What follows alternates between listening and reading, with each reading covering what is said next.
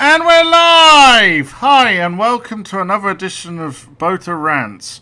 My name is Sophia Botha. Welcome to the YouTube show where we go through all the latest LGBTQ political news of interest, or at least interest to me.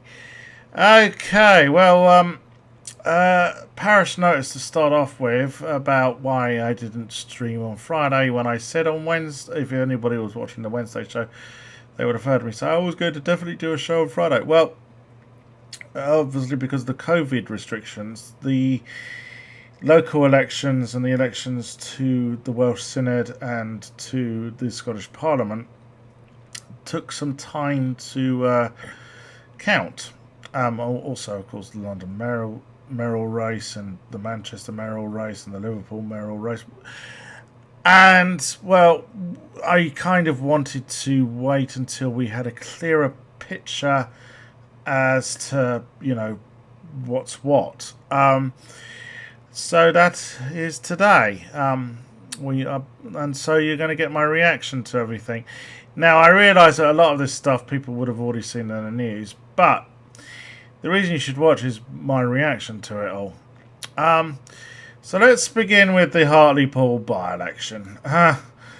Okay, I did say beforehand that Labour were going to lose. But this wasn't just a defeat. This was a fucking drubbing. I mean, this is the part of the country... They didn't used to count the Labour votes. They used to weigh them. And... this was fucking humiliating. And Boris, I dislike the guy, but he's going to be right the fucking gloat about this one. I mean, it does make me laugh, those people who said, oh, I'm voting for Tory for change. The Tories have been in government for the last 11 years. What fucking change? I mean, the thing is, they seem to think, because since Boris walked through the doors of number 10, that somehow the Tories are suddenly different. No. They're as corrupt and scumbaggery as ever. I mean, for instance, one reason people might have voted for the Tories, other than the fact that Keir Starmer is shit, is that a lot of constituents in Hartlepool might be looking towards other red wall constituencies which fell to the Tories at the last general election, and seeing that they're getting massive amounts of investment, whereas those seats up in the north which stuck with Labour aren't. As I said, the Tories are as corrupt as everything. That's simple. That's a fucking bribe, and it's not putting the money where the money is needed. I mean, the Tories talk about all this levelling up bullshit, right? Can we, in the north, right? Can we just remember who fucked the north in the first? Oh yeah, it was Margaret Thatcher deindustrialising everything. Yeah. Can we remember? Yeah, it was the Tory government of Margaret Thatcher in the 80s. Yeah, and I think some people need to be reminded of that. Now, it wasn't just Hartlepool. I mean, okay, so Tees Valley, yet another, not far away. This guy called Ben Hutchin, he didn't just win. I mean, this was a fucking humiliating slide for Labour. I mean, he won the Merrill's Tees Valley. What's it? Tees Valley? Is it Tees Valley? Yeah, it's the Tees Valley. Yeah, Tees Valley mayoralship. He won, 72% of the fucking vote. That's fucking embarrassing. Now, I know that this guy was being re-elected, and that a lot of people said, well, he has followed through on what he promised. Yeah, why do I get the feeling, and I saw an interview with him, I always get the feeling with these people who, like, supposedly deliver, stuff, the executive office, particularly when they're on the right, are as dodgy as fuck. Yeah, I really think that some journalists should be looking into Mr. Hutchin. That's what I will say. Anyways, I just want to remind Peter Mandelson. Yes. So this is a little statistic.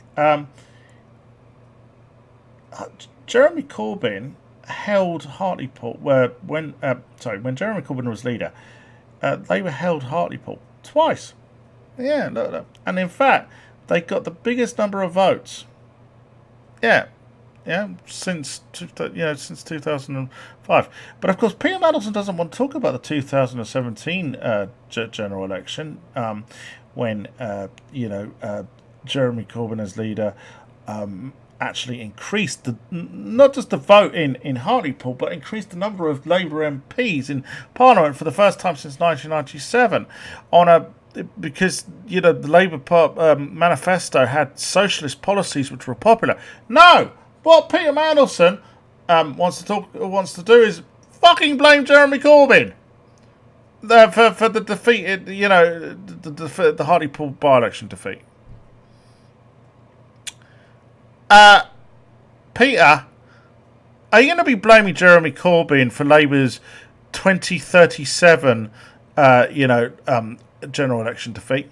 You might as well just fucking blame him for the lack of sunshine and bad quality sliced bread as well while you're at it. I mean, why don't you just fucking blame? Why don't you blame him for the fucking Great Fire of London?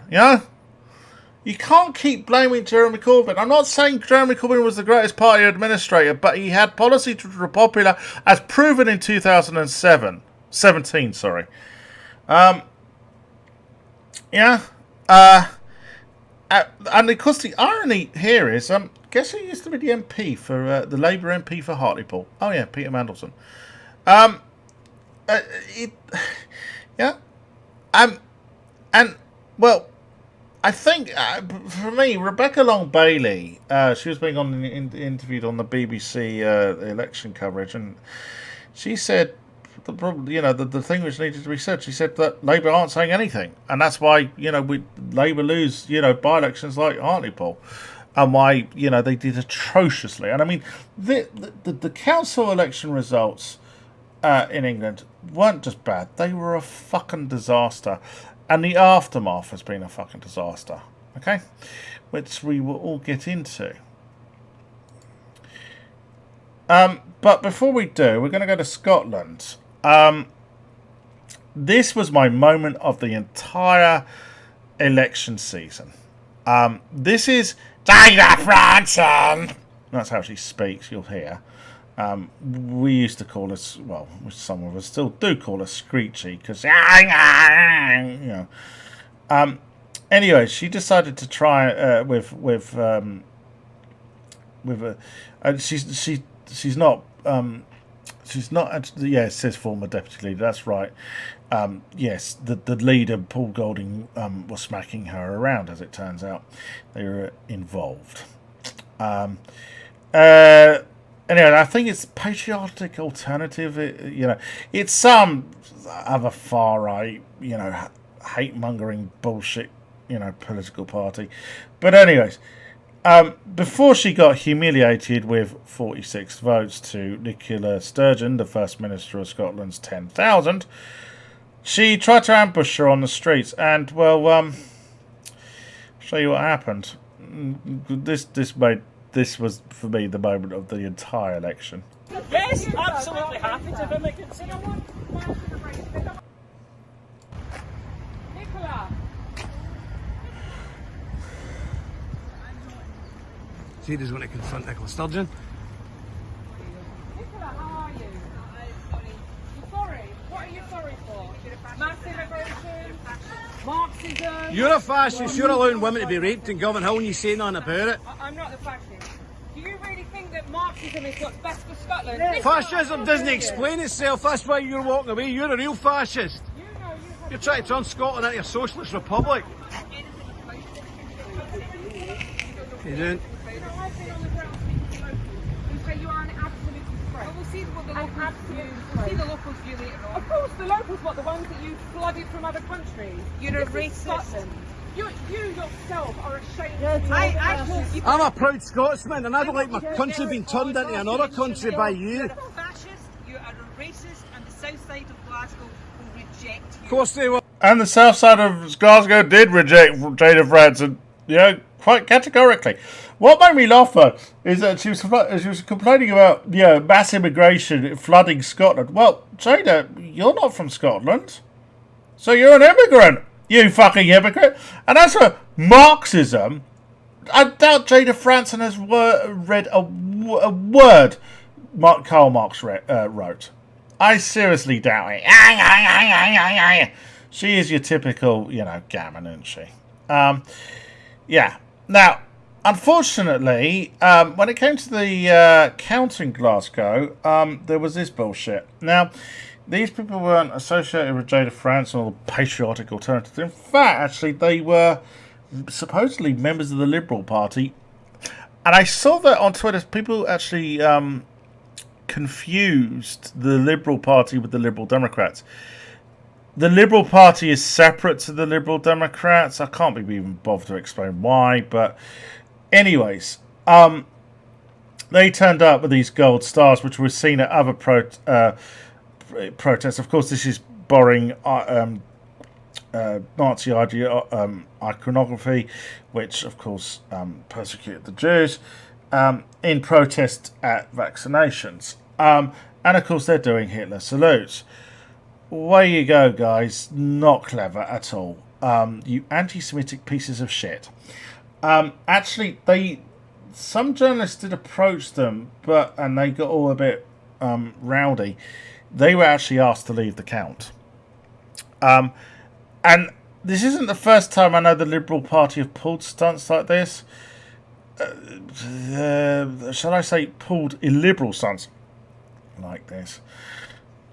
Anyways, so let's talk generally about the Scottish parliamentary results, which are really good for LGBTQ people, because both the Scottish National Party and the Green Party, and to a lesser extent Labour and the Liberal Democrats, are all very pro LGBTQ. Obviously, the big talk is that now there's an increased majority in the Scottish Parliament for Scottish independence. And I would say if Boris Johnson gets in the way of Nicola Sturgeon and the Scottish National Party, and with the support of the Scottish Green Party, the two parties which support Scottish independence, he's blocking democracy, because it's the people of Scotland, have definitely signalled that they want a second referendum by giving, the mandate they have to the Scottish National Party and the Green Party. I am pleased to tell you that the other nationalist party, ALBA, which should really be called the Scottish Turfs Party, due to Alex Salmond, the egotistical nonce, and his dog whistles towards turfs, they won 0 seats. Yeah, let me just repeat that. Alba won 0 seats, and so did also the Scottish Family Party, who were the other really transphobic party. Of course, they weren't ever going to win any seats. There was a danger that Alba might, but no, they didn't. This is good for Scottish independence, which I do support, by the way, and it's also good for LGBTQ people. I am actually seriously thinking about moving to Scotland, and I'll tell you why. It's little things like when Nicola Sturgeon, when she gave a press conference after the results came, the results for the Scottish Parliament came in. She said she was proud that Scotland was a diverse nation. You don't hear that from Boris Johnson about the United Kingdom, do you? Yeah, Nicola Sturgeon revels in the fact that Scotland is a diverse nation, and I like that. I'm not saying there aren't any arseholes in Scotland. There are arseholes everywhere. I mean, hey, just go down to the Ibrox on a Saturday afternoon.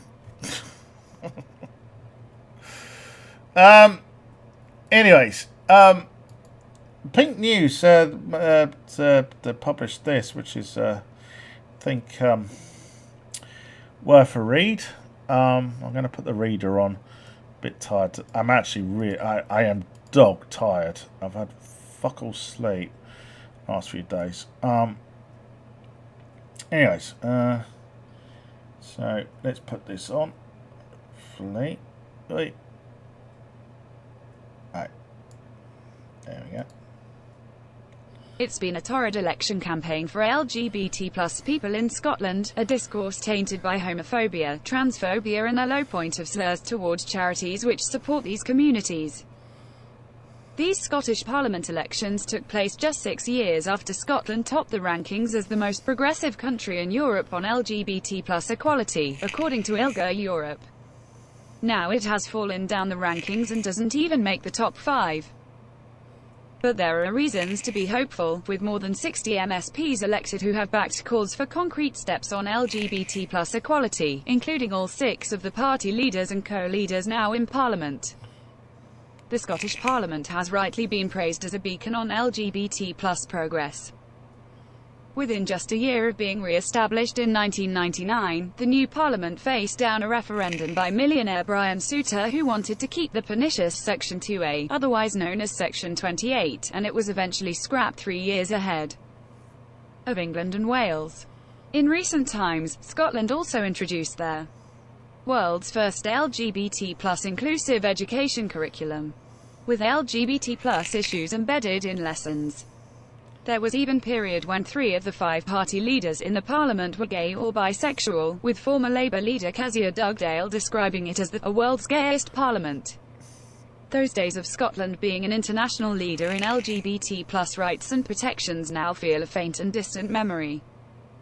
Much like the rest of the UK, progress is sliding backwards, with homophobic hate crime trebling from 2014-15 and the UK government rejecting plans to simplify the Gender Recognition Act in England and Wales. Events during the 2021 election have furthered this despair in Scotland.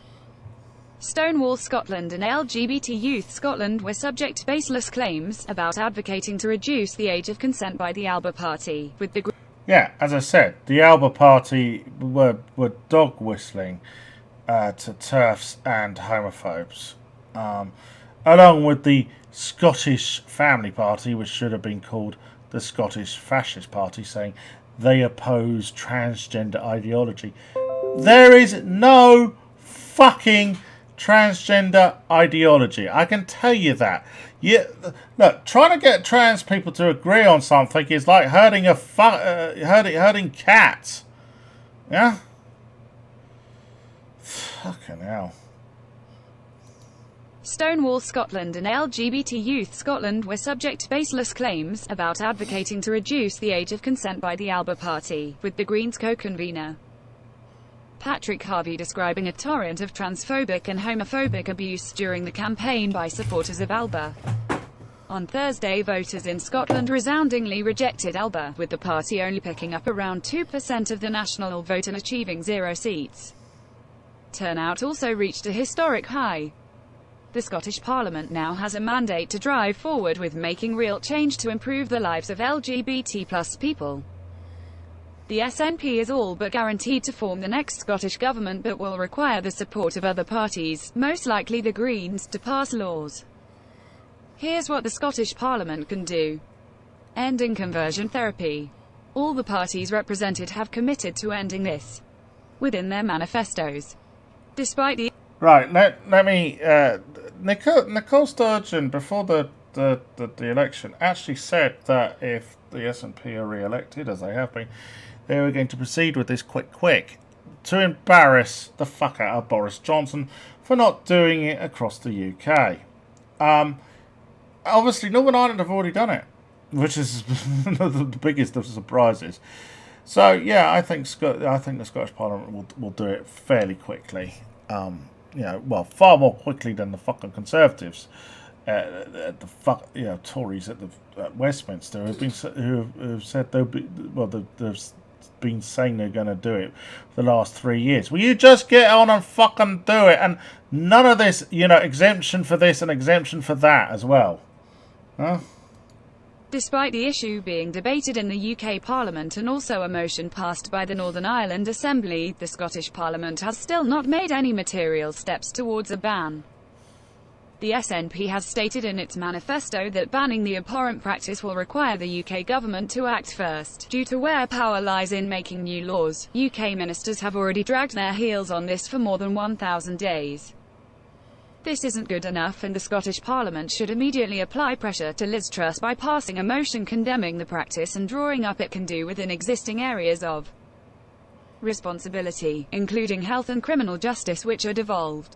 Reforming the Gender Recognition Act, a bill proposed by the Scottish Government which promised to improve the process for trans people, was put on hold due to the COVID pandemic. The SNP, Greens and Labour are all committed to reforming the GRA, with Labour and the Greens including promises to include provisions for non-binary people within a new bill. The SNP promised it would work with groups, including trans and women's groups, to identify the best way forward. This cannot come with further delay through another consultation when we already know people in Scotland back changes to the GRA. Right, so there's, as it says previously, there is a limit to what the Scottish Parliament can do, but they still can do stuff, and they should do stuff. And they should embarrass the fuck out of the Tories at Westminster for not doing stuff. Improving trans healthcare waiting times for yes. Now, I don't the system the system which trans people go through with the NHS in Scotland is different. My understanding, I've been told, to the system. Sorry, the system in Scotland for trans healthcare is different than south of the border, from what I've been told. I've been told that in Scotland, you see, in this country, you have to get a local. Well, it has been. Well, when I did it to be referred to a gender identity clinic, I had to get a local community mental health team to refer me. But previously, it had just been your GP. In Scotland, from what I've been told, you can self-refer yourself to a gender identity clinic directly. I was told this by a trans person I know who has gone through gender reassignment. So basically, just give the gender identity clinic a ring. That's it. Yeah. Well, that's better, I would say. Anyways, but obviously, you know, there are waiting lists and whole delays in people having gender confirmation surgery and whatever else, you know, south of the border. So I would imagine there's a issue with that north of the border as well. Improving trans healthcare waiting times for gender identity clinics in Scotland remain unacceptably long, with the only GIC for young people having a waiting list of over 3 years, according to Scottish Trans. Adult services in Edinburgh, Aberdeen and Inverness are still 18 months. Labour backed an 18-week target for first referral to bring GICs into line with other parts of the NHS. While the Greens backed measures to improve healthcare access for all LGBT+ people, ending new cases of HIV, Scotland has committed to reaching this target by 2030, similar to England and Wales. But this must be backed with money and proper infrastructure. At the moment, there is no national service that allows for people to test for HIV at home on the NHS, and nearly 8% of people living with HIV are undiagnosed. The SNP, Labour and the Greens back... Hold on. We've already developed home testing kits for COVID, so couldn't we do that for HIV? I mean, yeah, it's been around a lot more longer than COVID. I know somebody's going to be pedantic. Oh, but there are other forms of COVID than COVID-19, which have been around for a long time. Yeah, I know. I'm specifically talking about COVID-19. There are already kits. I saw a pharmacist give one to a person the other day. In a pharmacy, fun enough. So, yeah, why can't we do that for HIV? The SNP, Labour and the Greens back plans to end new cases of HIV and increase access to the HIV prevention drug PrEP. Despite women making up a quarter of new HIV diagnoses in the UK, only 1% of those accessing the PrEP in Scotland are women, by rejecting candidates and parties that sought to splinter the LGBT+ community and stoke up hate. Voters in Scotland have bolstered the demands to turn the dial and improve the lives of LGBT+ people. MSPs must listen to this and act. Getting back to the top spot of the international rankings shouldn't just be an aspiration for Scotland, it should be the benchmark to judge the record of this next Scottish Parliament. It can be done, and MSPs cannot throw away this opportunity. Right, so, yeah, there is work to be done. But if you ask me, the attitude... I mean, sure, Alex Salmond and the Alba Party, and of course the Scottish Family Party, or as I say, it should be called the Scottish Fascist Party, they're the exception to the rule, from what I can tell from people I know who live in Scotland. You know, as I said, there's arseholes everywhere, and particularly, you know, a concentration of arseholes in Glasgow at Ibrox Stadium on a Saturday afternoon. But I'm still very tempted to think about moving to Scotland, because it does seem that the political will to protect LGBTQ people more is there in Scotland. I feel, you know, constantly under attack for being LGBTQ, not just for being trans, for being LGBTQ now. You know, here in England. And I just think it's going to get worse. You know, we're 3 years from the next general election, and I can tell you, Labour ain't going to win that general election. And even if Labour did manage to get a hung parliament, you know, I'm not convinced that unless the party changes its leader, which we'll get to, that we're going to have, you know. Well, look, put it like this. I just don't think Labour are going to win the next election. So we're looking at 2029 at the earliest for a Labour government. Okay? And I just think it's going to get far worse. Because Boris has proven time and time again, he doesn't give a shit about LGBTQ people. Anyways, so let's talk about the council elections in England, which were an absolute fucking disaster for Labour. But before I get to that, if you notice here, the amount of seats gained, okay? I am really happy that the Greens managed to gain far more seats than the Liberal Democrats. And also, obviously, gained more seats than Labour, because Labour lost over 300 seats. They lost the control of 8 councils, including Durham Council. And this is symbolic, because Durham has been held by Labour for over 100 years. Yet again, in the northeast of the country, you know, I just but there was one oddity. I saw which did make me chuckle. It's often said that Tunbridge Wells is the most Tory town in Britain. Well, guess what happened? The Tories lost control of the council. It's just did put a smile on my face. I actually used to live near there many years ago. Yeah.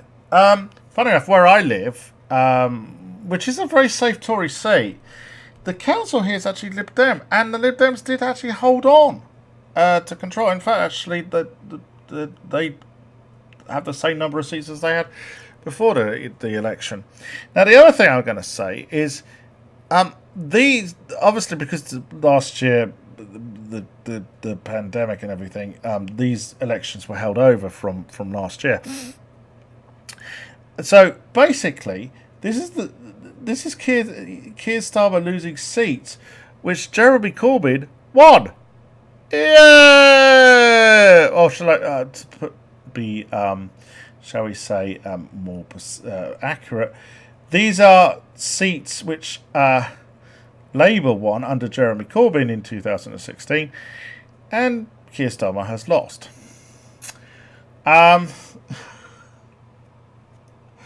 Yeah, and yet, you know, Peter Mandelson still wants to blame Jeremy Corbyn.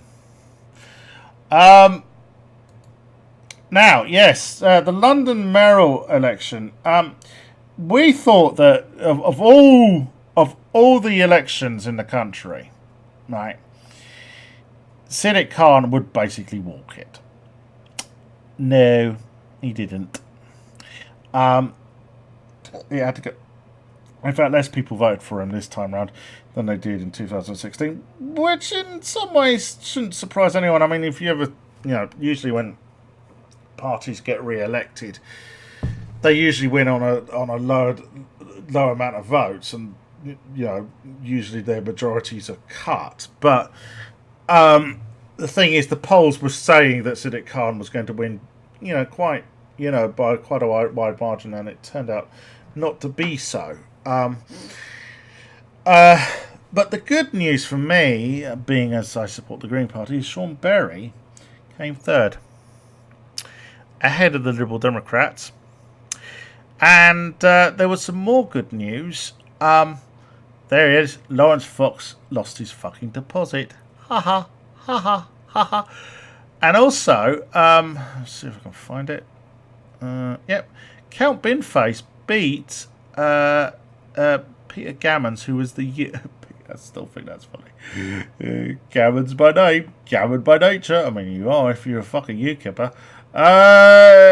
Yeah, Count Binface beat Piers Corbyn, Jeremy Corbyn's nutcase brother, who thinks we're living in a Orwellian state because he's asked to wear to be considerate and wear a fucking face mask.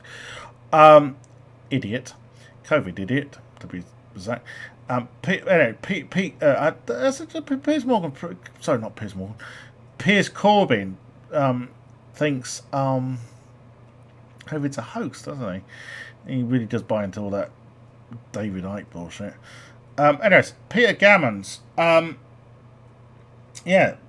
Both Peter Gammons and Lawrence Fox lost their deposit, and it's cost... I got it here? Yeah. It's cost Lawrence Fox 10 grand. But hey, that's chump change considering he's meant to have spent... I couldn't fucking believe this. This is just for the London mayoral elections, which he had no fucking chance of winning. He's meant to have spent 5 million. Now, it's not his money. It was some donation from some former UKIP some wanker wealthy wanker used to donate to... someone who used to donate to UKIP.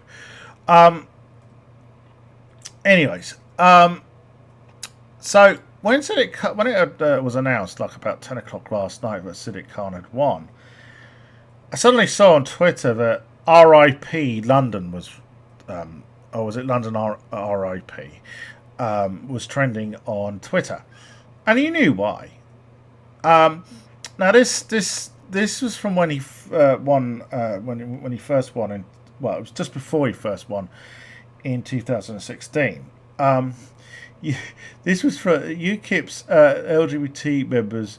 Sadiq Khan is a risk scum, and voting for him is like cutting our own heads off. Basically, this has come from a Facebook. I remember this story from 4 years ago. That essentially. There were UKIP members who was going about saying that Sadiq Khan was going to turn, London into an Islamic state.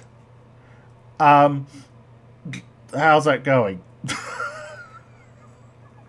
I mean, it's bullshit. So, anyways, last night we had the same fucking gammon, tweeting R.I.P. London. But basically, because I just can't cope with some, that someone with brown skin and who prays to Allah as won the London mayoral election, and some gammon didn't. In fact, there were UKIPers going around saying that doing their MAGA act and saying that.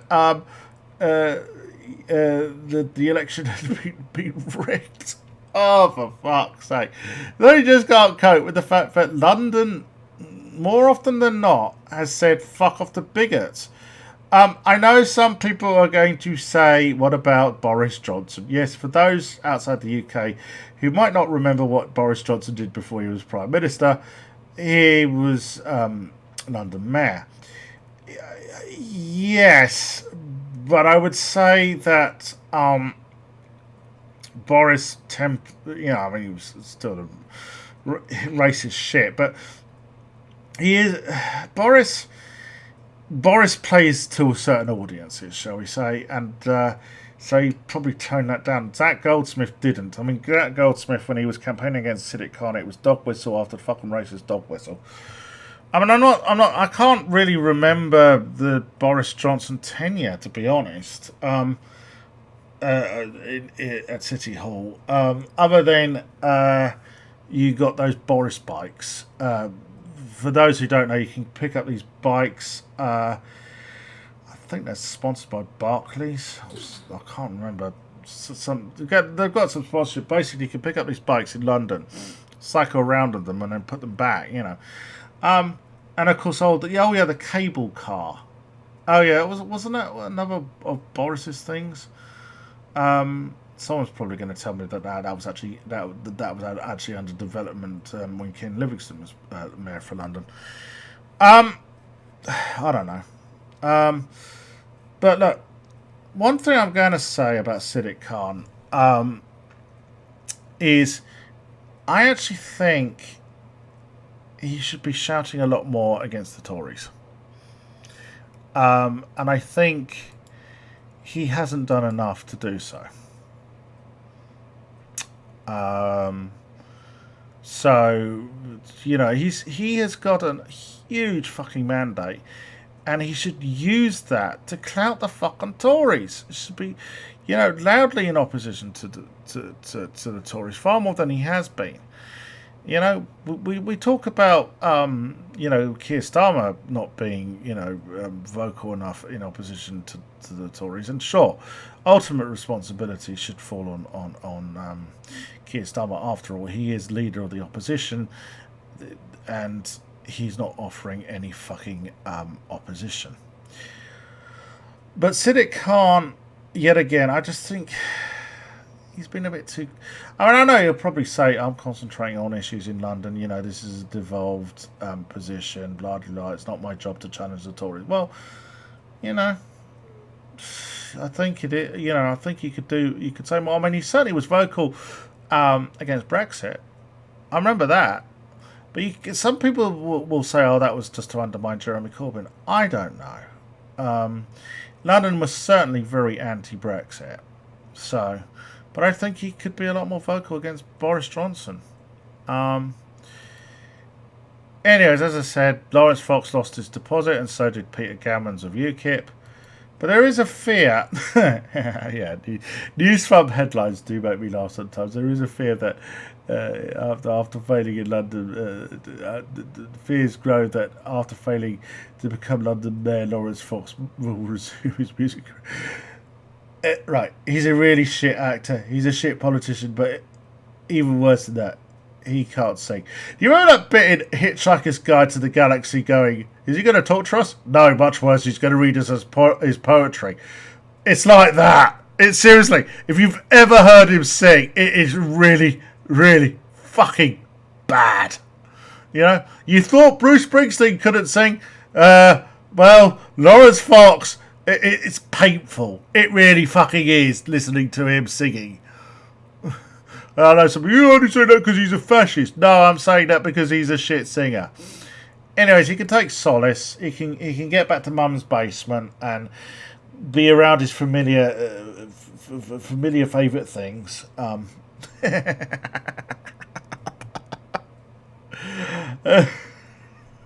Yeah. I'm never gonna get fed up using this picture. I mean, he is a fucking fascist. Anyways, so not a good day for Labour. Now, I've seen some interviews with party leaders which are absolute car crash moments, including with Jeremy Corbyn, unfortunately. But this really does take the cringe cookie. This is, in 5 minutes, Keir Starmer tells us everything which is wrong with him. This, I'm not kidding, this is absolutely fucking terrible. Keir Starmer, the Red Wall. Oh, I should explain. This was him being interviewed.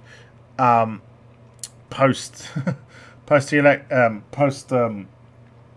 it wasn't post the election. It was while the election results were coming out on Friday. It says that this is an interview with the Sun. It's not. It's actually an interview with the BBC, and I'll explain that this has been edited slightly. I saw the full interview on during the BBC election coverage.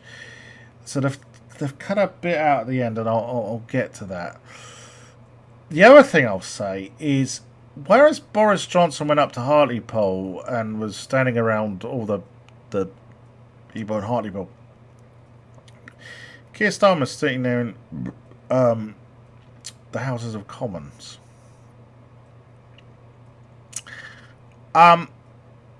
Yeah, the complaint about Keir Starmer is he's a white, privileged, former well-paid lawyer, you know, who's very much of the metropolitan elite. he's fulfilling the stuck on stereotypes here. And I have to say, all his attempts at posing with a pint and shagging the Union Jack, well, they didn't work, did they? I mean, the thing is, the far right are never going to buy it. They're just going to think he's a plastic patriot, right? Which he is. And that was cringe. As I say, this is one of the most cringe-worthy interviews I've ever heard with a political party leader in this country. It's still crumbling. What do you do now? Well, I'm bitterly disappointed in the results, and I take full responsibility for the results, and I will take full responsibility for fixing things. We have changed as a party, but we haven't set out a strong enough case to the country. Very often we've been talking to ourselves instead of to the country, and we've lost the trust of working people, particularly in places like Hartlepool. I intend to do whatever is necessary to fix that. Right, first of all, he's saying that we've spent too much time, the party spent too much time talking amongst themselves. He's the one who has waged continuous war against the left. Right, so he's just as much to blame. He says he'll take responsibility. Well, he fucking well hasn't, as we'll get to. What will you do? Because some people in your party are going to say you need to move more towards the Jeremy Corbyn agenda, others away from it. This is not a question of left or right. It's a question of whether we're facing the country. We have changed. Right. That's a very politician-type answer. And it gets worse.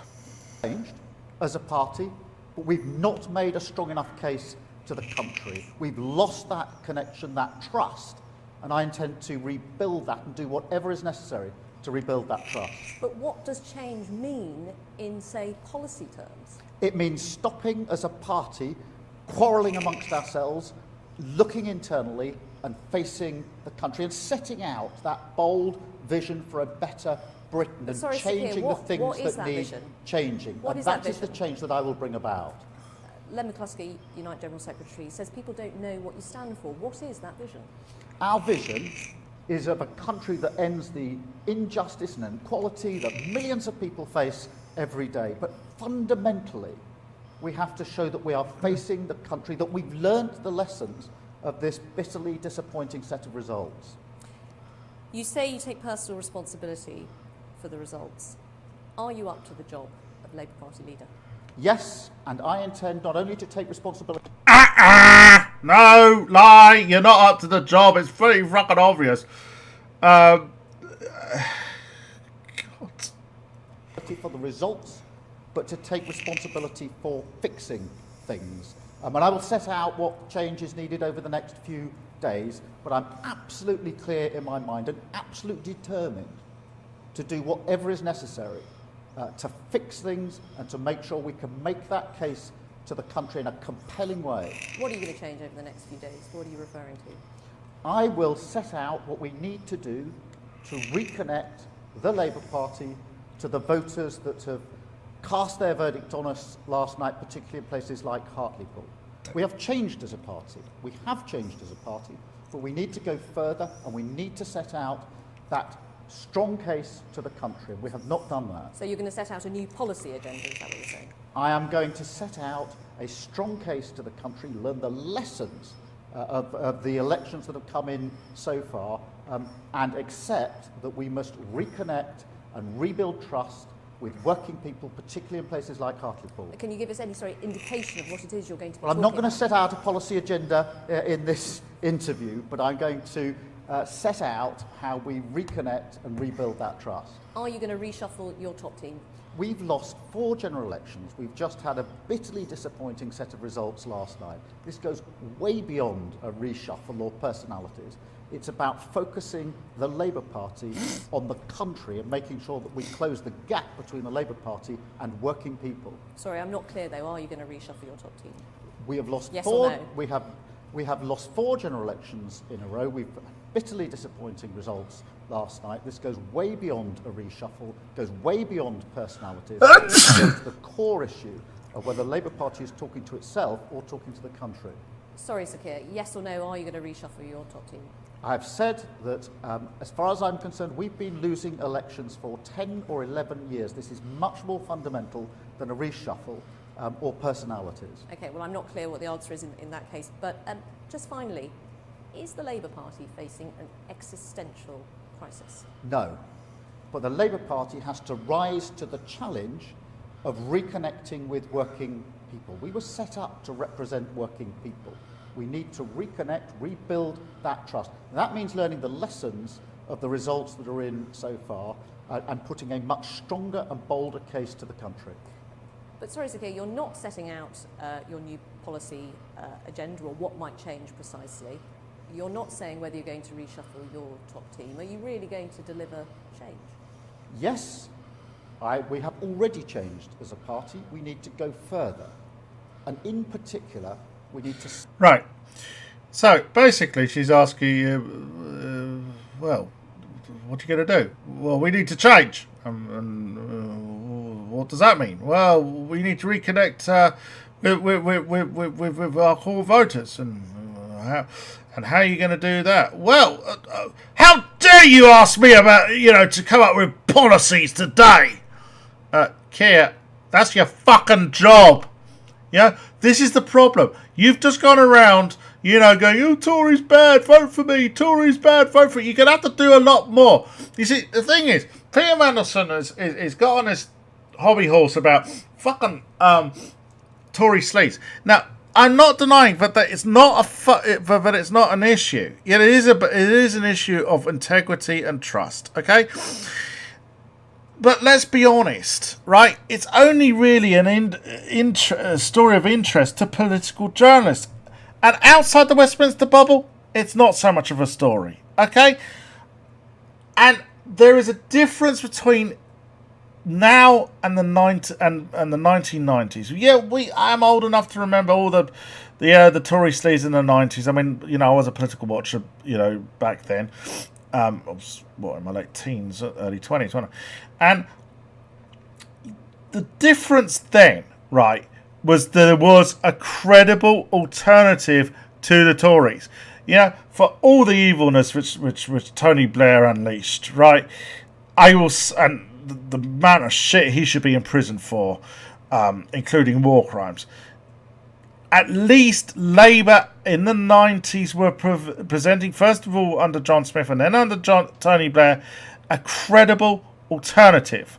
Keir Starmer hasn't got any fucking policies. As Rebecca Long Bailey says, Labour aren't saying much about anything, are they? No. Yeah? And that's the fucking problem. Now, I've told you that this has been slightly edited, okay? When the BBC first showed this, at the end, you could hear the interviewer going, well, we're not getting much further with this. Let's stop there. She realised this guy was an arsehole. He was a clown. Yeah? He doesn't have a fucking clue. Yeah? That's how bad it is.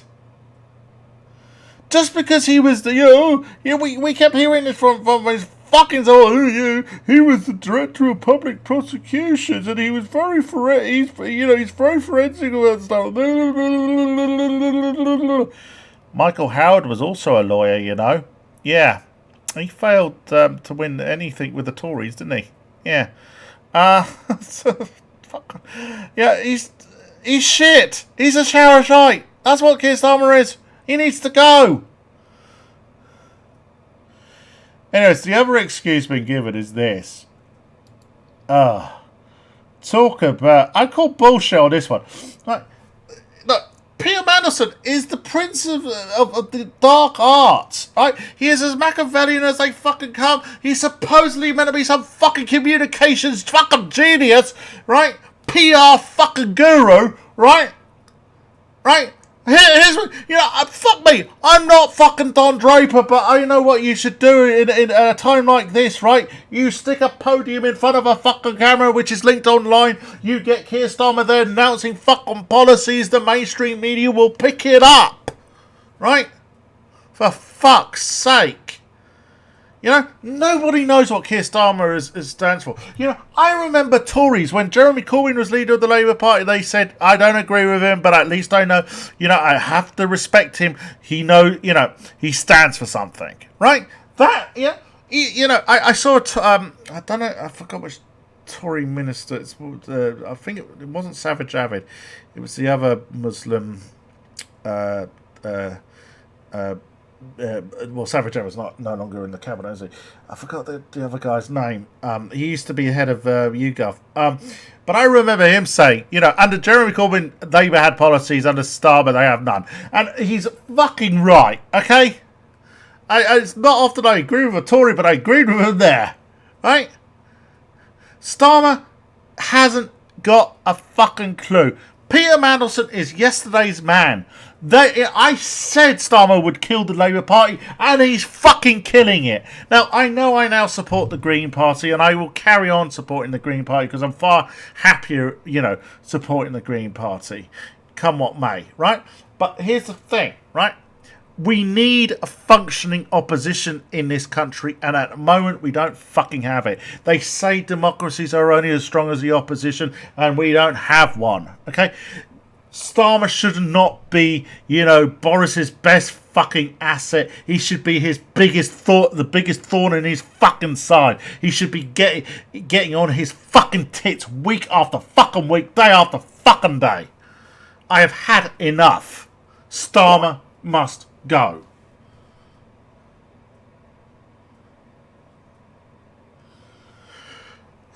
He needs to go. Bye-bye. Now, I know some people say, well, who do you think should replace him? Lisa Nandy. Someone that he's rumoured to thinking about demoting. Yeah, we'll get on to all the Angela Rayner stuff, which I'm sure some people have heard about. But she's a far better communicator, okay? You know, where the fuck is the left? John McDonnell, I don't know, his bite's gone.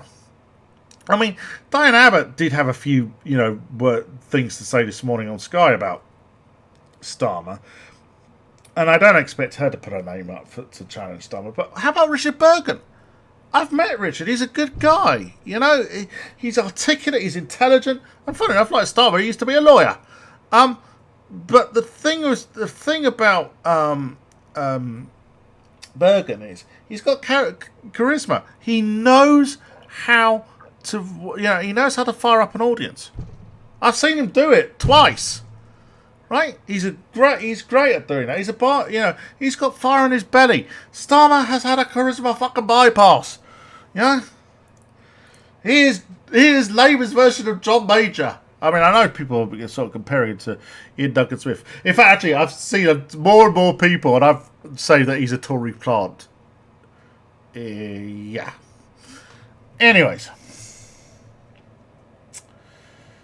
Right.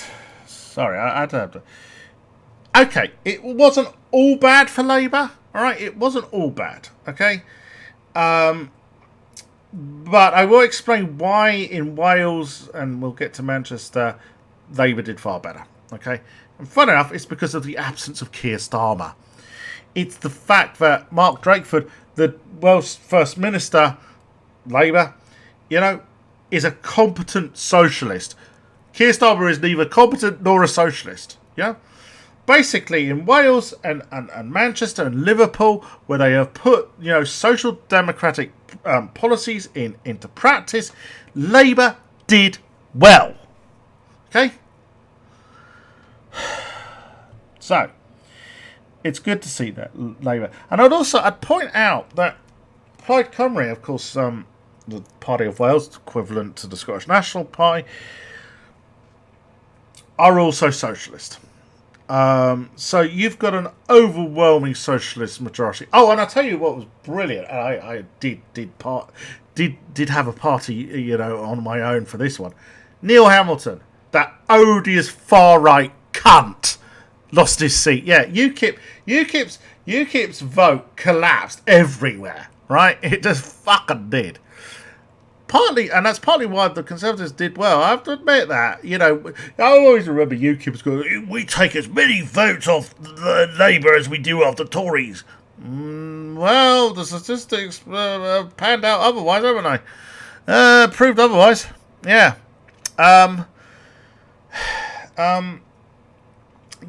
You know, simply, you know, I always thought that UKIP were a fucking chapter of the Conservative Party, and I've been proven fucking right.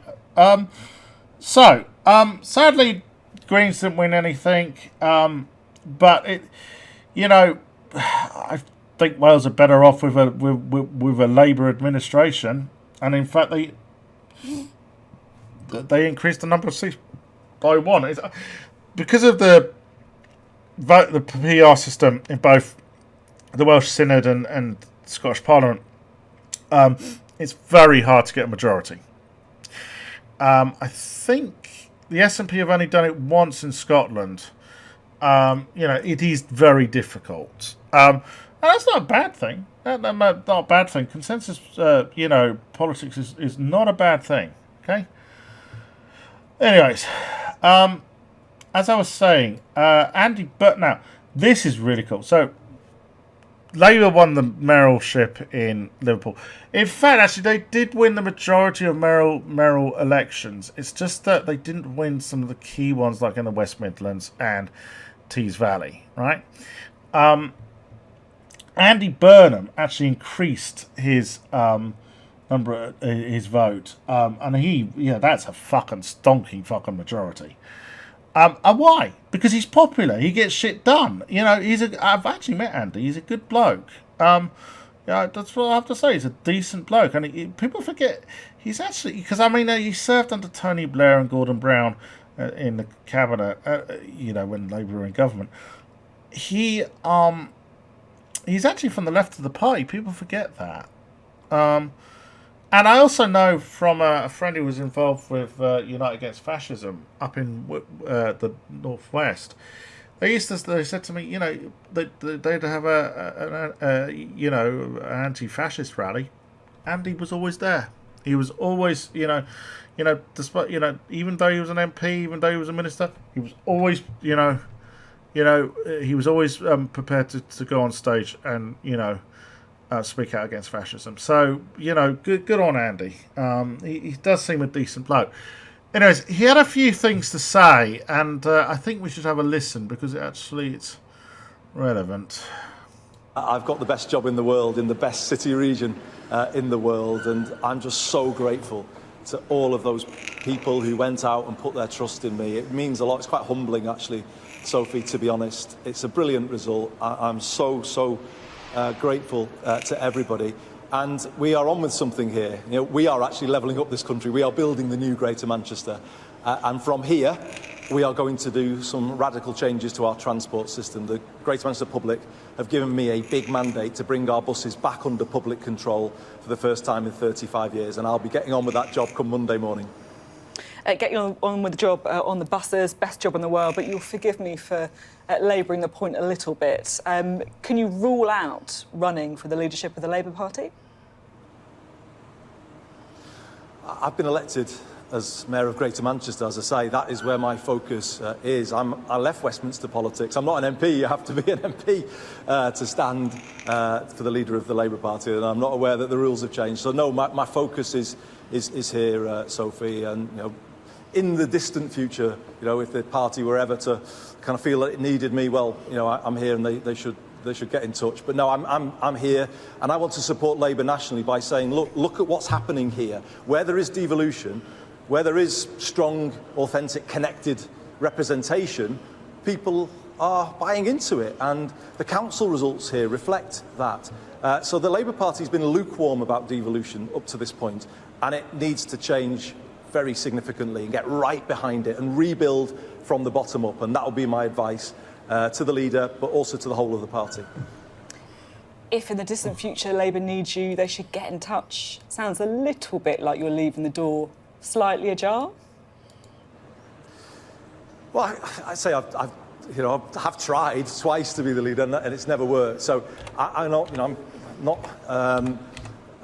under any illusions, if you like, that it's never worked for me in the past. I feel I'm in as I say, the best job in the world, and we've got a massive job ahead of us. But I'm here to help the Labour Party if they need it. But they need to change. Let's be really clear about this. It can't be just sort of cosmetic changes that come out of this. There has to be substantial change in the way the Labour Party is working. They have lost an emotional connection with parts of the country that is going to take a lot of work to get back. So I think the party has to do a lot of soul searching about these results and understand why we've done well in places like Wales, places like Greater Manchester, and it really needs to then buy into English devolution and build from the bottom up. That's what these results are telling them. I'm really interested in your diagnosis for Labour going forward, because there have been these spotlights of light for Labour. You, of course, winning in the first round, increasing your vote share in Greater Manchester, in Wales, as you mentioned too, Labour managing to get that effective working majority, really, in the Welsh Parliament, and yet doing so devastatingly badly in other areas of England. What do you think Labour needs to do now to change? Well, I think if you look at those results and you try and understand them, the pattern is where there is devolution, a strong, locally driven operation, people are buying into it more. So here, Liverpool City region, you've just heard from west of England, where they're buying into it now and have elected a Labour mayor. Wales, there was a reward for the Labour Party. Right, basically what Andy Burnham is saying, let me cut it. He said it in various interviews. This one, and there was one on the BBC as well. Labour has become too London-centric. Now, bear this in mind. Basically, it's that's been a complaint for a long time, I have to say. It's definitely since days of Tony Blair, I remember hearing that complaint. So bear that in mind. Just bear that in mind. That basically they don't give a crap about Northerners, essentially. So, as I say, just bear that in mind. We're going to listen to what Jeremy Corbyn had to say. And, well, obviously, Jezza, former leader of the Labour Party, doesn't get enough credit for what he stood for, basically, and the fact that he's the only leader since Tony Blair to have increased the number of Labour seats in Parliament. Can I just repeat that? He's the only Labour leader to have increased the number of seats in Parliament since Tony Blair. Yeah? Everyone wants to talk about the 2019 general election, but no one wants to talk about the 2017 general election. Yeah? Yeah. Maybe we should talk more about the 2017 general election. The one the Blairites campaigned for Labour to against Labour. You remember that parallel campaign, and the fact that they were actually, miffed that Labour increased the number of seats. Oh shit, socialism's popular. Yeah? How are we going to undermine Jeremy Corbyn? Oh, I know. Let's kick up a stink about Brexit and, have Labour develop a really nonsensical fucking policy on the issue. Everyone wants to blame Jeremy for the 2019 defeat. And okay, ultimately he is the leader, so people would say he should take responsibility. But do you know actually I hold responsible for that defeat? Keir Starmer.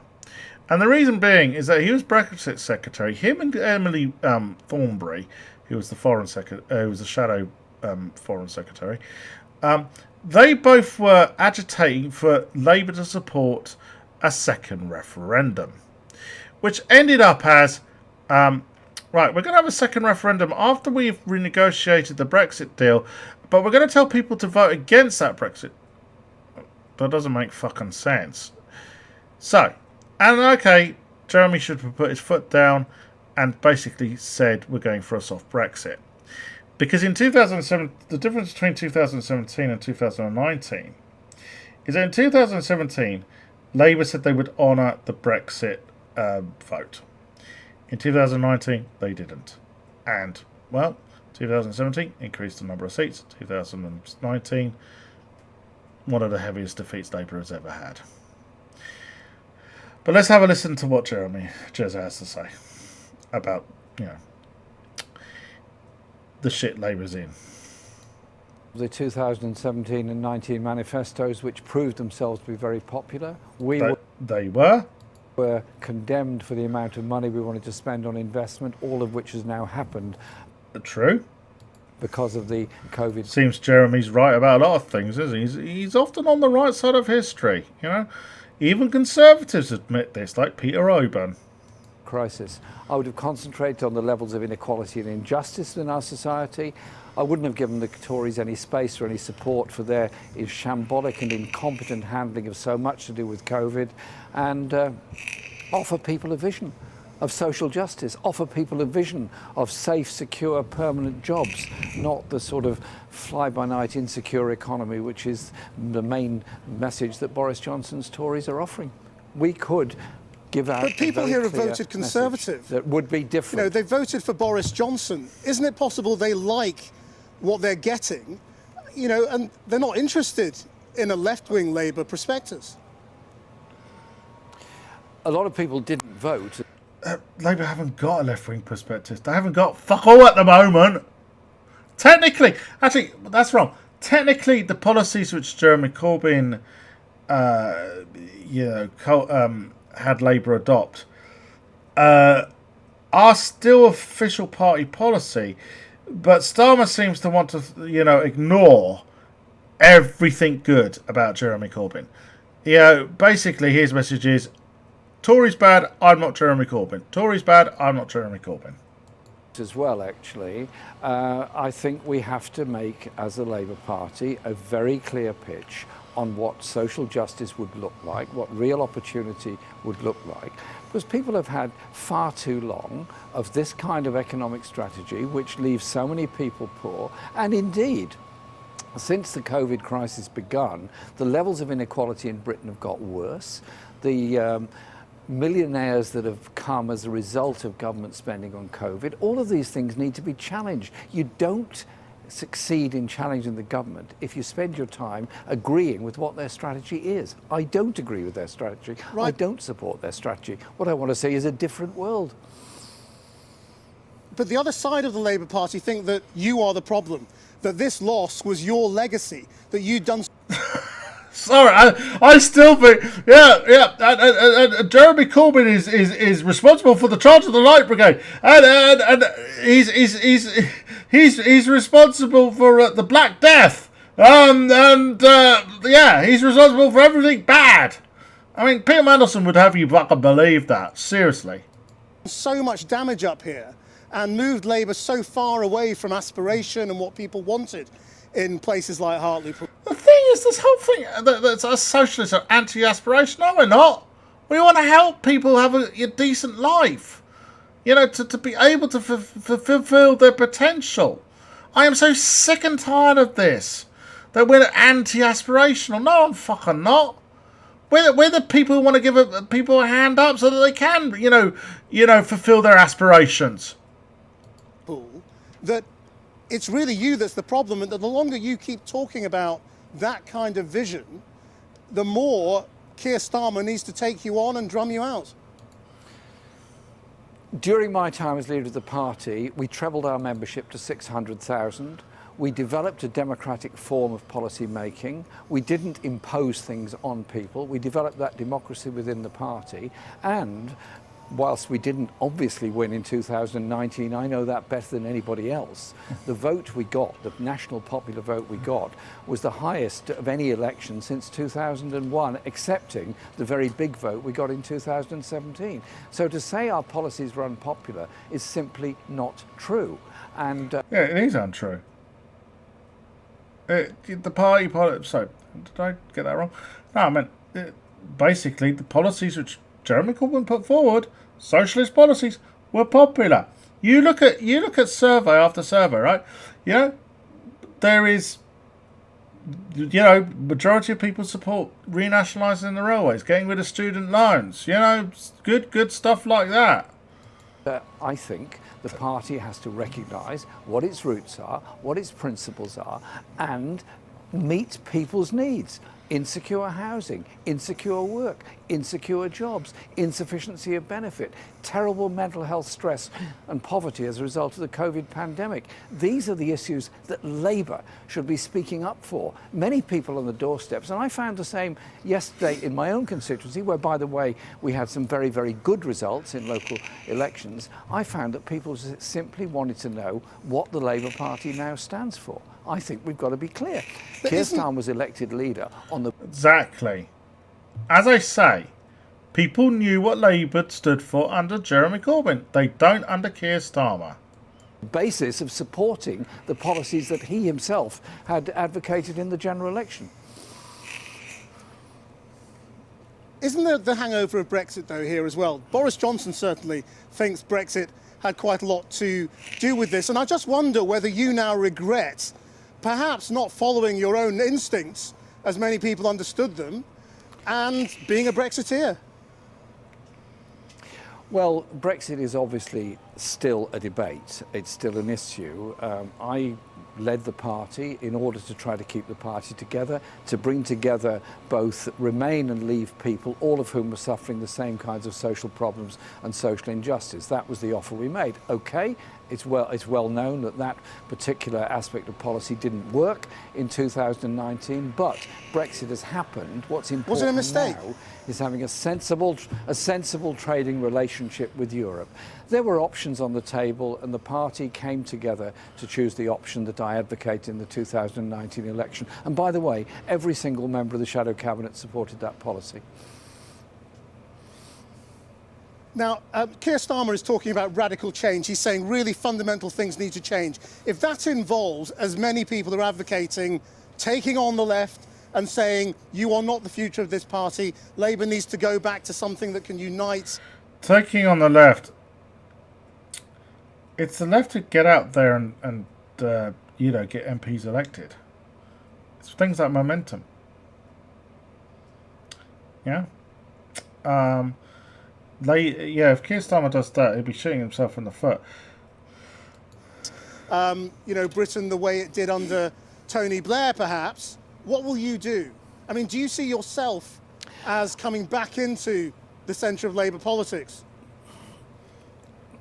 I've never left Labour politics, and I will always be part of Labour politics, and my voice will always be there making the case for what I believe. There is a rumour, I don't know whether to put any credence on this, but there's a rumour that John McDonnell and Jeremy Corbyn might be asked to be part of some sort of committee to draw up policy. And I actually think that might be a sensible idea. Now, why I'm saying this, I mean, I love Jeremy. You know, I've got several photos of me standing next to him, and I would not stand next to him if I thought he was an anti-Semitic bigot. I am pretty, you know, shall we say, you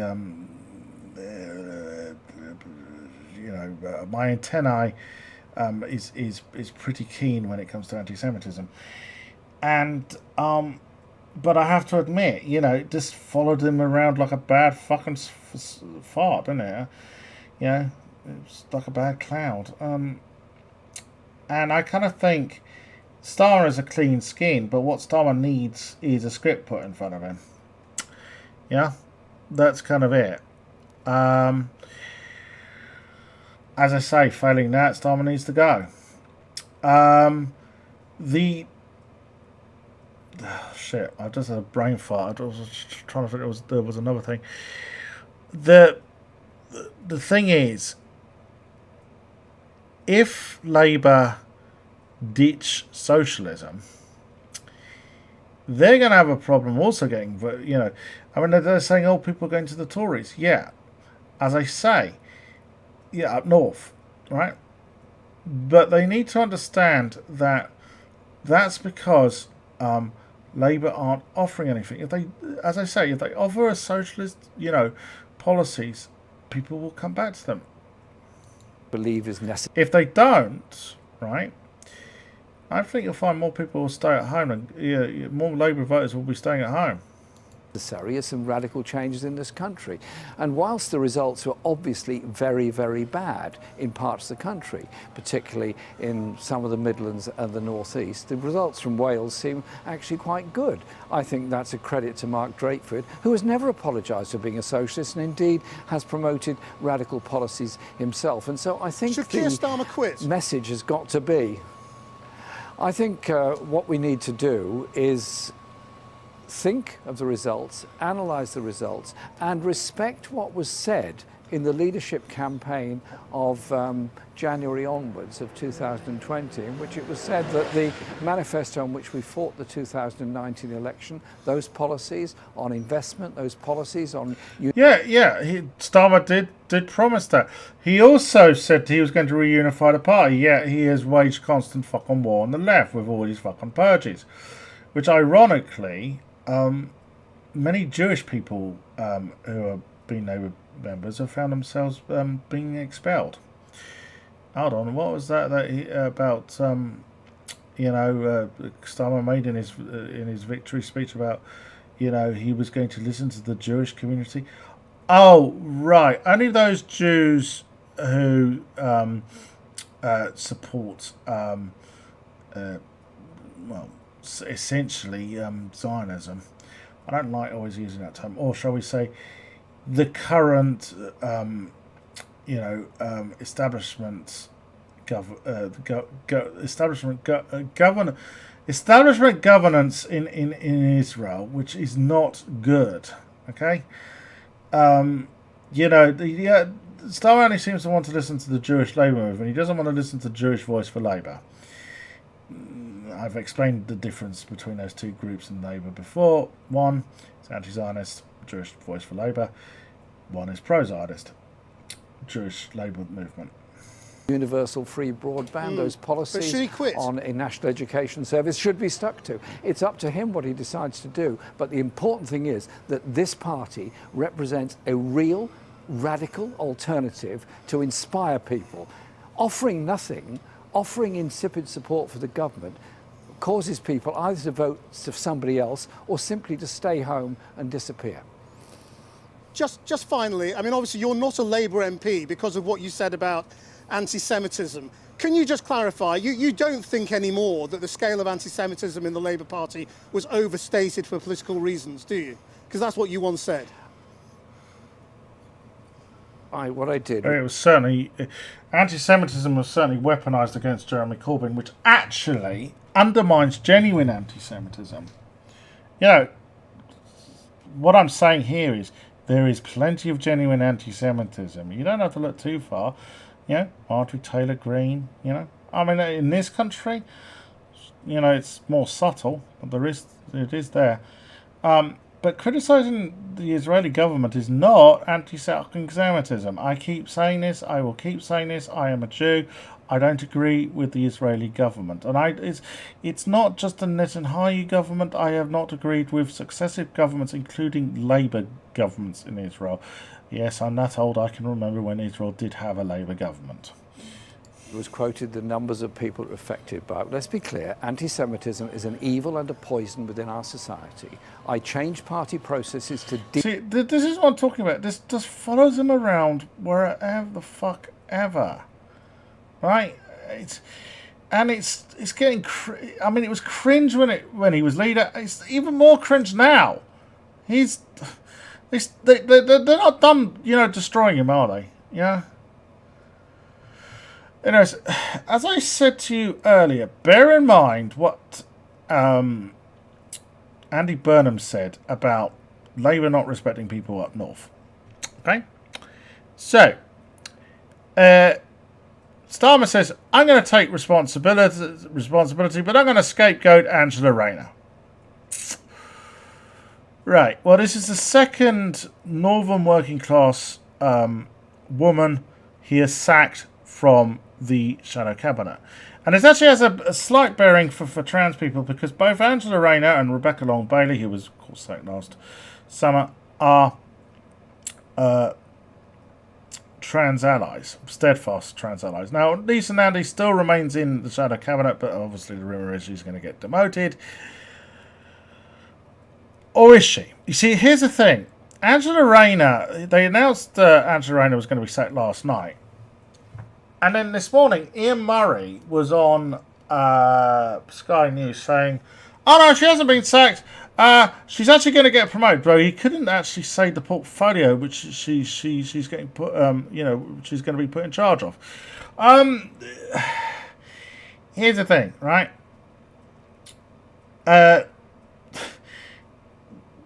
This is another fine fucking mess that, Keir Starmer has got the Labour Party in.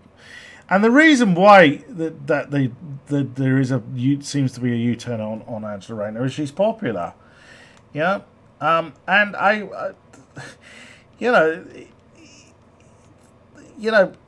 fucking Keir Starmer says we need to reconnect with our working class voters. Well, there's no more working class person in the shadow fucking cabinet than Angela fucking Rayner. I mean, this woman has got a backstory which is, they should make a film out of. Okay? I mean, she was a single mum who brought up an autistic kid, given no fuck all chances, right? And yet she's now the deputy leader of the Labour Party. Now, she will remain the deputy leader. Starmer can't sack her from that position. Yeah? The thing is, supposedly the excuse given for sacking her, if they have sacked her, was that the party chair's in charge of election campaigns, and obviously this one has been a complete and utter fucking disaster. So, she's the one who should, go. The thing is, actually, technically, it's actually Jenny Chapman who was in charge of Labour's local election campaign. And I have to tell you, from my experience of Jenny Chapman, she's a fucking nightmare. She's the one who should go, not Angela Rayner, okay? And Keir Starmer should go, right? Do I think Angela Rayner would make a good leader of the Labour Party? I don't know, okay? But I think she would be seen as more genuine, right? As I said, she's, I mean, it's really weird that the Labour Party have always, said that they represent working class people, right? And yet, well, how many working class leaders have they really had? I mean, Attlee went to private school. Wilson, I think, did come from... Well, Wilson, I think he did come from a working class background, but he went to grammar school. And he went to Oxford, didn't he? I mean, Prescott is kind of the nearest thing we've had recently as deputy leader. And I mean, he was working class. You can't deny that. And it's really weird, actually, because everyone knows him as, like, chubby and, not looking so good. You should check out how he used to look back in the 50s. He was a fit guy, I'll tell you that. So, but what Andy Burnham is saying, that basically, that Labour don't respect Northern voices. Well, this is a fucking, metropolitan Londoner fucking white-collar professional Keir Starmer sacks working class Angela Rayner, Northern working class Angela Rayner. I mean, is there any more prime example of the criticism? Yeah. I mean, if Lisa Nandy goes as well, fuck me. He really does seem to have an issue with working class women, doesn't he? From the north. Now, as I said, Andy Burnham has said that he can't support the sacking of and there has been calls elsewhere. Funny enough, to see Joe Cox trending, and I said that Jenny Chapman's pretty fucking awful. Jenny Chapman blamed Jeremy Corbyn for the murder of Joe Cox. I remember she went on LBC and said that. And when I challenged her on Twitter about it, because the person she should blame is Thomas Mayer, because he's the one who murdered, the far-right terrorist who did murder Joe Cox. For those who don't know, was a Labour MP who was murdered by a far-right terrorist called Thomas Mayer. Yeah? If you want to blame any politician, why don't you blame Tommy Robinson and fucking Nigel Farage, who have stoked the fires of hate in these people? Or how about Neil Hamilton, who actually used to attend far-right meetings with Thomas Mayer back in the 1980s? Ah, yes. You see, I have a long memory about these things, right? No, you know, Jeremy Corbyn wasn't to fucking blame. Yeah. So as I say, you know, I spent a lot of time waffling on about Labour. Well, they supposedly are meant to be the official opposition, and they are meant to, you know, well, they're meant to oppose. Yeah, you know, I do want a Labour Party which is functionally, you know, opposing the government. But I also want to support the Green Party in the way, you know, just as UKIP pulled the Tories to the right, you know, I want the Green Party to be able to pull, you know, Labour to the left. And overall, the Green Party did have, you know, a good set of results. You know, I think the most impressive of it is that Sean Berry came third in London. That really did actually surprise me. You know, all right, a long way behind the Tory, but even so. But, you know, the fact that they got something like, you know, 13 Green councillors on Sheffield City Council, that's pretty good. Yeah. You know, so well done. Well done to all those Greens who won their seats, and commiserations to the ones who didn't. You know. Oh, I should also mention that though Sean Berry lost the London mayoral election, she has been elected to the London Assembly, and the Greens have actually increased the number of representatives on the London Assembly, so that's good. Right. Yes, Caitlyn Jenner. Every fucking thing she does is fucking cringe. This is why I now refer to her as Cringe Jenner or Caitlyn Jenner. She really doesn't. Oh, before I start this, related article.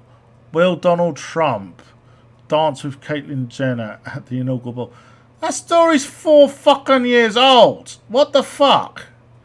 Anyways, she went on Hannity, and oh dearie fucking me, it was a car crash. I have actually seen it.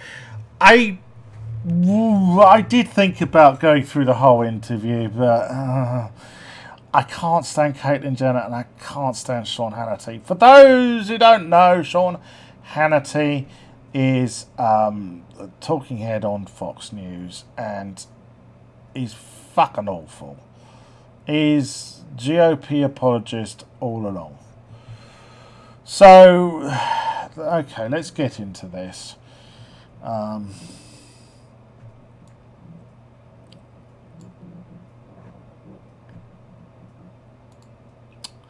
Fuck, hold on.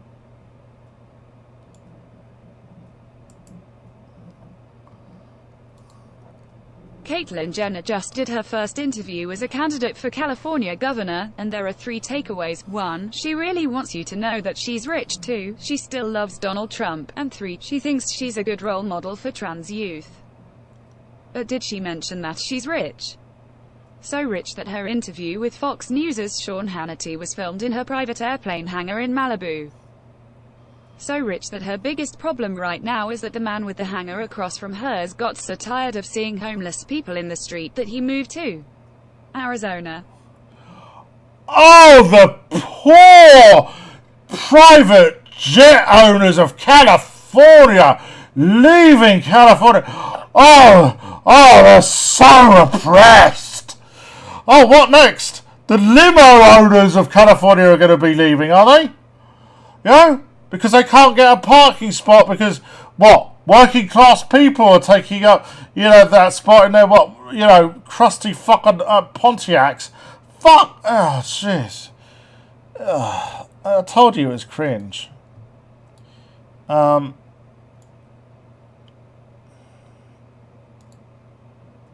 on. Jenner is running as a Republican in the upcoming recall election of Gov. Gavin Newsom. Her first campaign ad cast Newsom as an elitist, and Jenner as a woman of the people with an estimated net worth of $100 million and a family full of millionaires and billionaires. But parts of her interview with Hannity last night didn't quite sell that woman of the people image. My hanger. The guy right across, he was packing up his hanger and I said, "Where are you going?" And he says, "I'm moving to Sedona, Arizona. I can't take it anymore. I can't walk down the streets and see the homeless," she said, explaining why she's running. "I don't want to leave." Jenner continued, getting emotional about how awful it is to see homeless people and not say, how awful it is to be homeless. "Either I stay and fight, or I get out of here." California. My friends are leaving California. Actually, were my hanger. The guy across right over from me, he was packing up his hanger. I said, "Where are you going?" And he says, "I'm moving to Sedona, Arizona. I can't take it here anymore. I can't walk down the streets and see the homeless." I don't want to leave. Okay, either I stay and fight, or I get out of here. California. My friend. Oh dear! How dare the homeless get in the way of private jet owners? So let's have a listen to this bit. Caitlyn Jenner on Hannity. "My friends are leaving California. My hangout." The guy across. I'm moving to Sedona. We've covered this. Caitlyn Jenner, so she opposed to transgender girls playing sports against other girls, but then in the next breath she says she wants to be a role model for transgender girls. But okay. Girls, transgender sports, yes. People that like Joy that say the wrong thing. Joy that says, I mentioned a second ago, my mom sometimes, when she gets upset, I don't have a problem with that. The community has a bigger problem with that than I do. I stick with my... Yeah, the community has a bigger fucking problem with that, Caitlyn, because it's transphobic. You don't seem to know what trans-fucking-phobia is. But that's because you breathe rarefied air because you're insulated with your $100 million wealth. Okay? Jesus fucking Christ. Caitlyn Jenner explanation of why Trump did a better job than Biden. He's doing it completely vapid and devoid of substance. Yeah, okay, let's have a look. We've had 4 years of Donald Trump. We have Joe Biden and Kamala Harris. Give me your assessment of those three people. What I liked about Donald Trump is he was a disruptor. He came in and shook the system up, okay? A lot of people didn't like that in Washington, D.C., but he came in and shook the system up. I think he did some things that I agreed with, some things I didn't agree with. You were critical on... Whatever happened to Donald Trump failed trans people? Yeah, I remember that. Yeah, Caitlyn, she said that on that Gender Crate debate program on Channel 4. Yeah, I remember that, yeah. What happened to that? I'm not sure what this is, but let's have a listen. Caitlyn Jenner, thank you for being with us. It was my pleasure. Always a pleasure to talk to you, Sean. Good to talk to you. Good to see you again. Now, we're going to go find my plane around the corner. I'm going to take you for a flight. I'm going right, wheels up any minute. All right. All right. Rubbing it in, huh, Caitlyn? It's not shown here, but there was another clip where she said if she was governor of California, she'd open the state up. She wouldn't have mask mandates or social distancing. So, as well as being a filthy rich, transphobic trans woman, she's also a COVID idiot. I know some people say, she's just pitching to the Republicans to get them their vote. And once she's in office, she'll change her tune. Bollocks! She doesn't give a shit about trans people. It was not obvious. And also, the thing about the homeless... Hold on.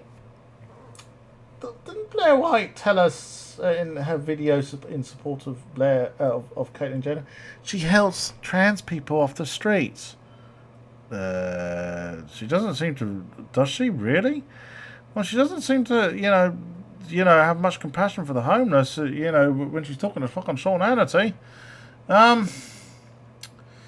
Anyway, so yeah, Caitlyn's running for governor, of course, of California. There's supposedly a recall petition for Gavin. Is it? It's Gavin Newsom, who is a Democrat. Now, this is not the first time they've tried. The Republicans have tried this trick. Obviously, they did it when Arnie ran for governor. And really, someone really needs to have a look into this recall thing, because I just think the Republicans are constantly taking the piss in California. It seems they don't like Democrats being in the go. Oh, I don't know, let's get a petition going. You know, fill it up with signatures. You know, which are dodgy. You know, I mean, I know they're supposedly meant to verify every fucking 1.6 million. You know, signatures, but let's be honest. You know, we know the Republicans are evil scumbags, and you know they will do anything, and they will manipulate anything. Anyways, so the current governor, as I said, Gavin Newsom, is embarrassing Caitlyn Jenner with his pro-trans views. Yeah, well, he would. I mean, the one good thing, I mean, it's not like America isn't short of TERFs, but the one thing you do feel in America is that the liberal establishment and the left in America do tend to be a lot more united when it comes to the issue of trans rights.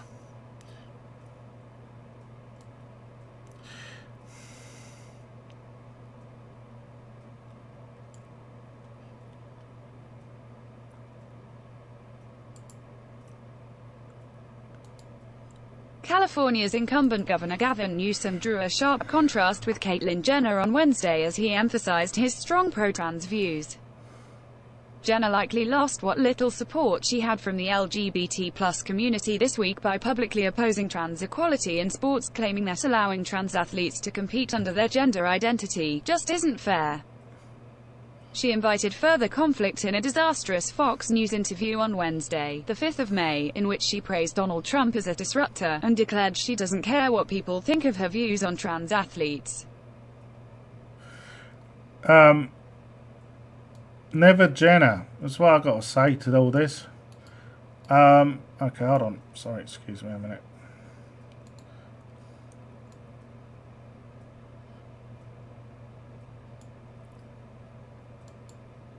As LGBT+ advocates and allies criticized the controversial transgender candidate, Newsom set himself firmly apart by emphasizing his support for the trans community. Shortly after... Oh, wait a minute. Hold on. Didn't Blair White tell us that Gavin Newsom was awful for the LGBT community? Yeah, I do think that. Oh, but hey, what she means by awful is actually supportive, because Blair White's job is to basically shit on trans people in the LGBTQ community. Shortly after Jenner's interview, a spokesperson for the Democratic governor confirmed to Fox News that he believes that the 14th Amendment's Equal Protection Clause applies to all Americans, regardless of sexual orientation or gender identity. When asked for Newsom's position on trans athletes, the spokesperson said the governor wants to ensure trans Californians are fully acknowledged in accordance with their gender identity while interacting with public services.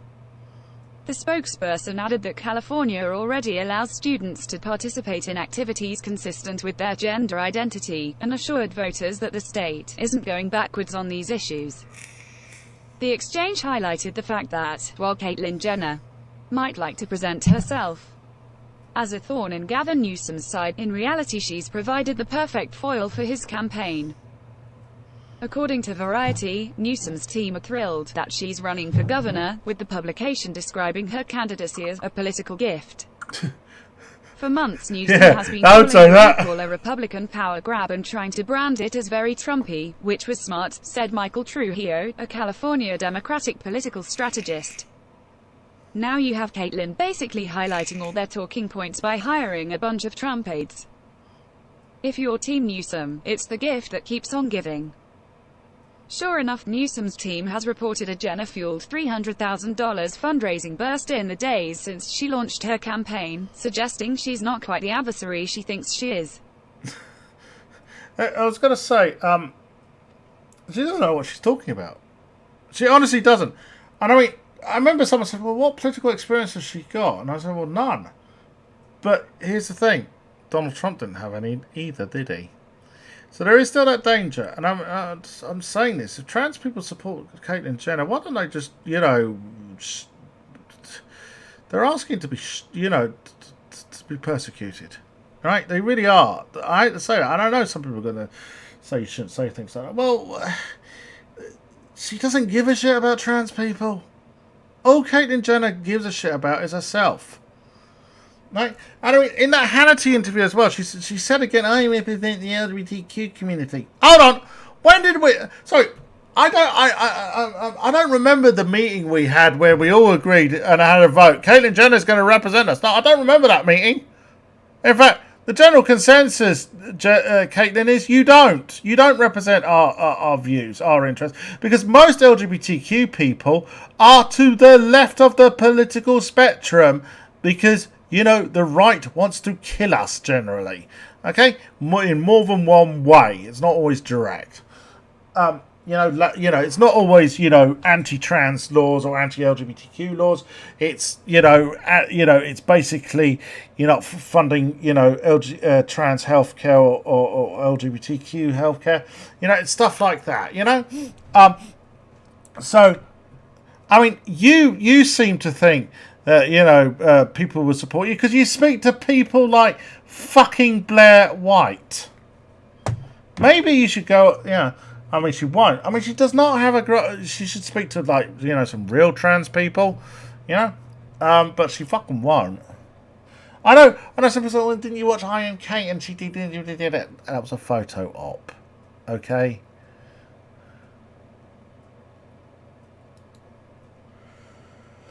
So, people have been mocking her for, The guy who also owns a private jet is leaving California because he feels, oppressed by homeless people. When you lose your private hangar crowd, I mean, for fuck's sake. I mean, fucking hell. It's just to read these articles, but the thing is, people should just mock Caitlyn Jenner.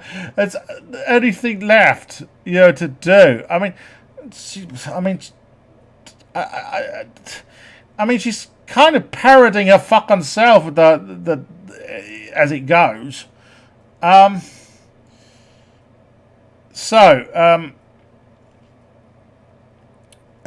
another person has basically, had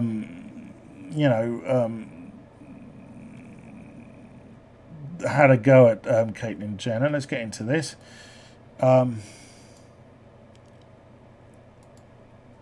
In an appearance on The Cooligans, an online podcast in the Fubo Sports Network, Megan Rapinoe commented on Caitlyn Jenner's planned run for governor in California ahead of an anticipated recall election for Gov. Gavin Newsom. D.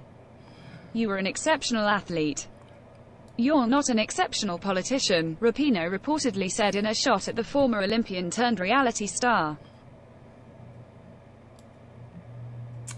I could leave it there because that basically is it, but I'll carry on.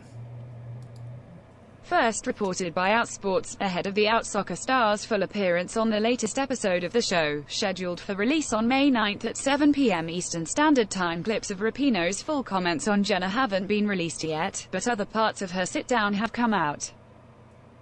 During the show, Rapinoe also commented on what it's been like being a highly visible and admired woman athlete, discussed if she would ever consider being in politics, and remembered her days facing the ire of then-President Donald Trump.